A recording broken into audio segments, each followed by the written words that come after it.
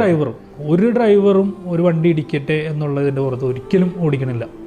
എല്ലാവരും നമ്മളെ ഏൽപ്പിച്ചിട്ടുള്ള 49 ജീവനുകൾ അല്ലെങ്കിൽ 45 ജീവനുകൾ കൊണ്ടുപോയി ഹാപ്പി ആയിട്ട് അവരുടെ ലൈഫിൽ ഒരു നല്ല മൊമെന്റ് എൻജോയ് ചെയ്യിപ്പിച്ച് തേച്ചുകൊണ്ട് അവരുടെ വീണ്ടും മുറ്റത്ത് ഇറക്കി വരണമെന്ന് ആഗ്രഹിക്കുന്നവരാണ്.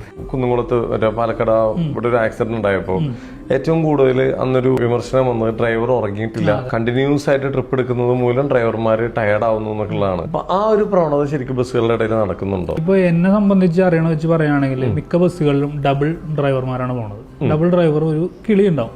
എക്സ്പീരിയൻസ് ഉള്ള ആളുകളാണെങ്കിൽ സിംഗിൾ ഓടുന്ന ആളുകളും ഉണ്ട്. അപ്പൊ ഈ ഡബിൾ എന്ന് പറയുമ്പോഴത്തേനും ഇപ്പൊ ദൂരമുള്ള യാത്രകളിലൊക്കെ ആണെങ്കിൽ അവർ മാറിയും മറിച്ചും ഒക്കെ ഓടുന്നുണ്ട്. അപ്പൊ ആ ഒരു സന്ദർഭം എന്ന് പറഞ്ഞാൽ ശരിക്കും പറഞ്ഞു കഴിഞ്ഞാൽ ഓർക്കാൻ പോലും നമുക്ക് പറ്റാത്തൊരു സന്ദർഭമാണ്. കുഞ്ഞു മക്കളാണ് മരണപ്പെട്ടത്. പക്ഷെ ആ ഒരു സന്ദർഭത്തിൽ കുറെ അന്വേഷണങ്ങൾ കാര്യങ്ങളൊക്കെ വന്നുവെങ്കിൽ പോലും എന്താണ് ആരുടെയാണ് തെറ്റെന്ന് നമുക്ക് കണ്ടെത്താൻ സാധിച്ചില്ല. പക്ഷെ ആ ഒരു സന്ദർഭത്തിന് ശേഷം ശരിക്കും എല്ലാവരും തന്നെ ഈ കാര്യങ്ങൾ കൂടുതലായിട്ട് വീണ്ടും ഉണ്ടായിരുന്ന ശ്രദ്ധയേക്കാൾ കൂടുതൽ ശ്രദ്ധിക്കാൻ വേണ്ടി തുടങ്ങിയിട്ടുണ്ട്. കാരണം ഒരു ഡ്രൈവറും ഒരു വണ്ടി ഇടിക്കട്ടെ എന്നുള്ളതിന്റെ പുറത്ത് ഒരിക്കലും ഓടിക്കണില്ല.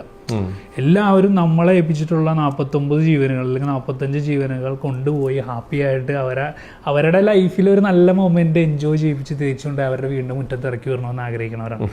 അപ്പോൾ വാഹനങ്ങളാണ്, അബദ്ധങ്ങൾ പറ്റാം, പ്രശ്നങ്ങൾ ഉണ്ടായിട്ടുണ്ട്. പക്ഷെ എങ്കിലും എല്ലാവരും വളരെ സേഫായിട്ട് തന്നെയാണ് പോയി വന്നുകൊണ്ടിരിക്കുന്നത്.